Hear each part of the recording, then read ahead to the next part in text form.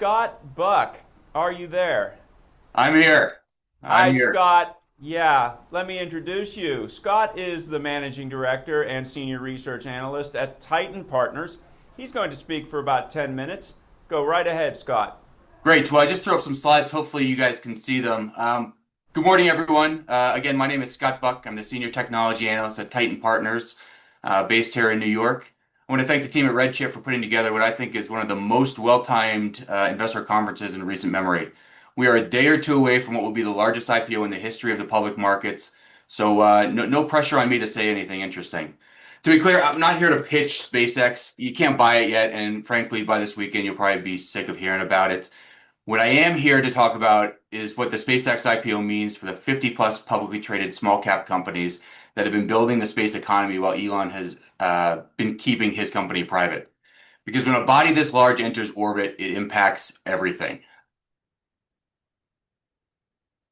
So this is the part where I put up the disclaimer. Please give the slide a quick read. Short version is this is for informational purposes only, not investment advice. I think you've all heard this before, so proceed accordingly.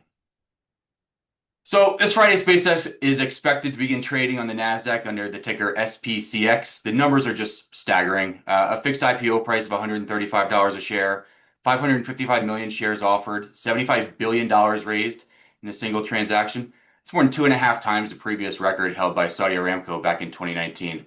The valuation is $1.8 trillion. For context, that puts SpaceX comfortably in the same neighborhood as Apple and Microsoft.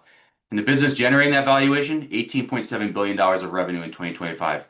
With Starlink, the satellite internet division, accounting for 61% of that, SpaceX at this point is just as much an internet service provider as it is a rocket company. But here's the question. What does all that mean for the small cap names that don't have a near $2 trillion valuation? Because that is where I believe the more actionable conversation lives. This isn't a competitor entering the market, it's a gravitational giant entering orbit. And when that happens, some objects get pulled into a stable trajectory alongside it, others get flung deeper into space, and some won't survive the entry event at all.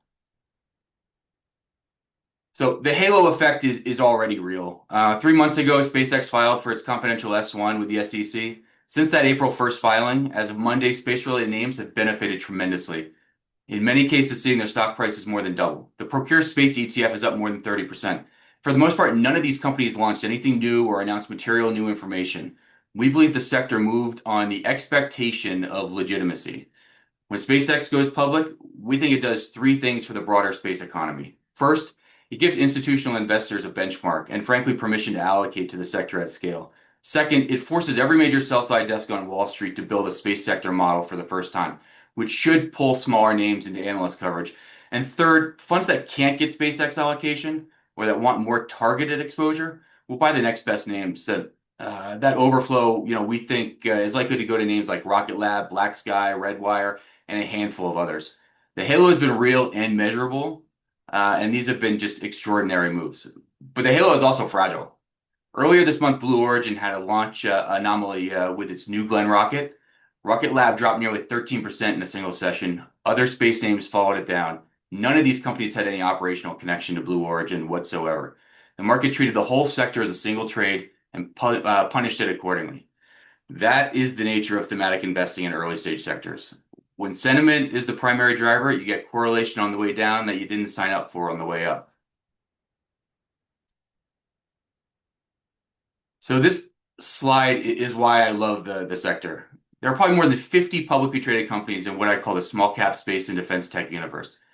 This spans launch vehicles, satellite broadband, Earth observation, space infrastructure, defense tech, quantum computing, laser communications, and even propulsion. This is not a monolithic sector. A company like Rocket Lab, a company like Rigetti Computing are both on this slide, and their exposure to the SpaceX IPO couldn't be more different. That nuance matters enormously as we think about what happens post SpaceX IPO. And that brings me to the most direct framing I can offer.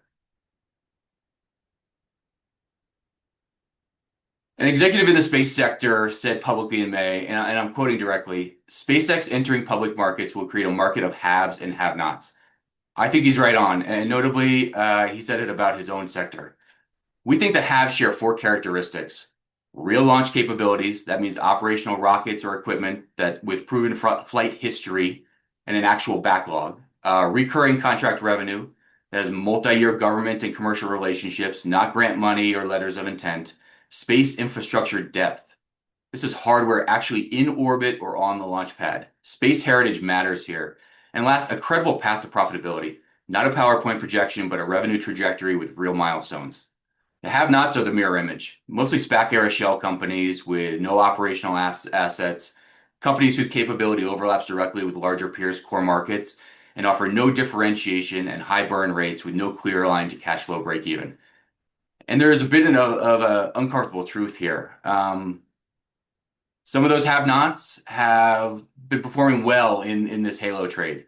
And we think once SpaceX is directly investable, those names lose their proxy value, and that rotation could be swift and punishing for an unprepared investor.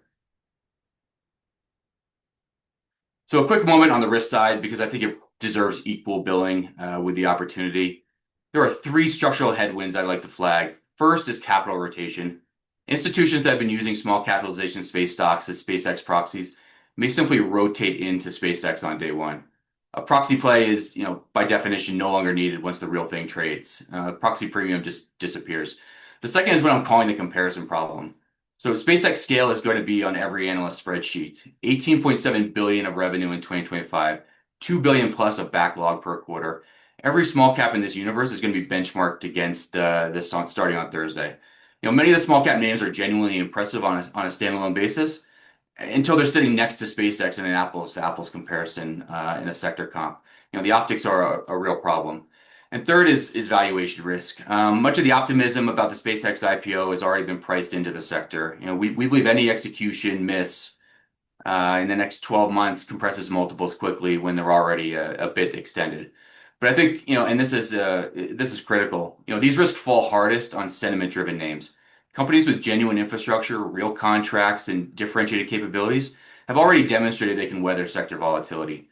The bifurcation of the haves versus the have-nots is the most important analytical lens I'd like you to keep in mind. So let me walk you through a time horizon framework that I think is useful for positioning around this event. In the near term, let's call it IPO week through the first 3 months or so. I would expect volatility and bifurcation. There will be a sector-wide lift as SpaceX attracts headlines and legitimizes the space trade for generalist funds. But simultaneously, I believe institutional investors will rotate out of some of the proxies into the primary. SPAC era and pre-revenue names are most exposed here. And unsurprisingly, space and defense names with real infrastructure and government contract floors should prove more resilient. In the medium term, call it 3 to 18 months, we think execution separates the field. The names that separate themselves in this window will be the ones already executing, posting accelerating revenue growth, converting growing backlogs into real dollars, securing multi-year government and commercial contracts, and hitting operational milestones that prove their technology works at scale. These are the companies executing, not just projecting. And then longer term, beyond 18 months, the macro story remains compelling. The global space economy is expected to reach $1 trillion over the next decade or so. Government contract floors through NASA, Space Force, the DoD, that provides durable revenue that doesn't depend on SpaceX stock price. And perhaps most importantly, analyst coverage will expand dramatically post-listing, reducing the information asymmetry that has historically kept institutional capital on the sidelines in this sector. I'll close with 5 factors that I believe separate the long-term winners from the companies that get left behind. Think of this as my scorecard as I analyze names in the sector. First is revenue quality. Are customers actually paying on multi-year contracts with high recurring value?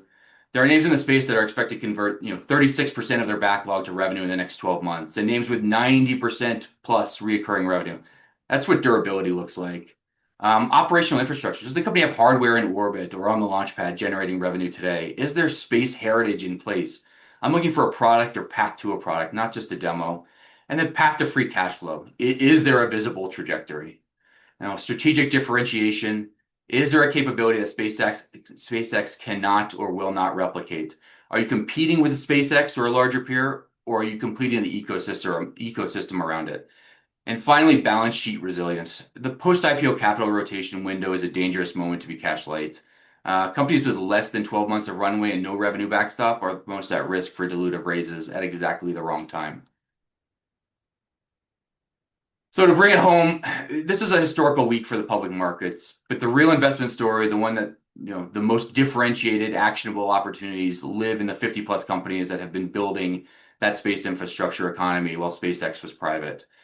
Some of them will be direct beneficiaries. Some of them were going to face a bit of a reckoning, and a handful of them, if they execute on what they've already contracted and built, could be genuinely transformative investments over the next decade. So again, I'm Scott Buck, Senior Technology Analyst at Titan Partners. Thank you very much for the time. Scott, thank you very much for that. Hope to see you again very soon. Absolutely. Thank you. Thank you.